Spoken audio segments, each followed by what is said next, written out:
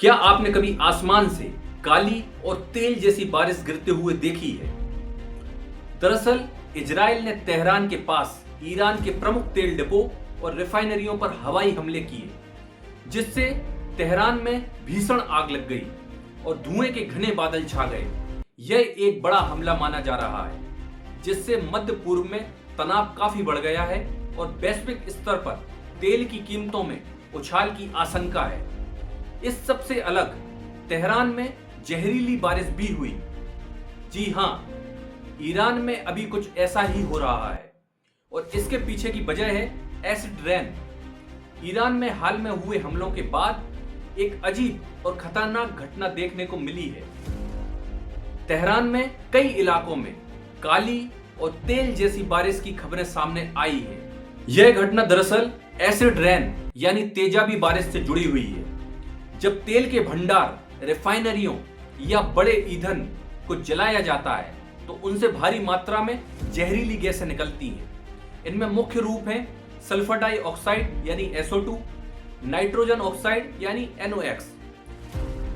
ये गैसें हवा में ऊपर जाकर बादलों में मौजूद पानी की बूंदों के साथ रासायनिक प्रतिक्रिया करती हैं। इस प्रक्रिया में गैसें बदलकर सल्फ्यूरिक एसिड और नाइट्रिक एसिड बना देती हैं। जब बादल से बारिश होती है तो पानी की बूंदों में यह एसिड घुला होता है।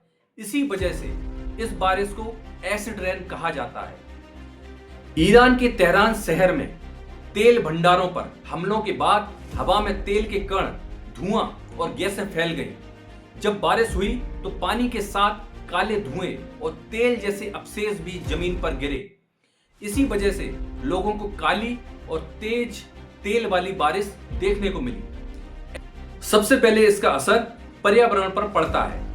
यह मिट्टी की उर्वरकता को कम कर देती है और पेड़ पौधों को नुकसान पहुंचाती है। जब यह पानी नदियों और झीलों में जाता है तो वहां रहने वाली मछलियों और अन्य जलीय जीवों के लिए भी खतरनाक बन जाता है। मानव स्वास्थ्य के लिए भी यह सुरक्षित नहीं है।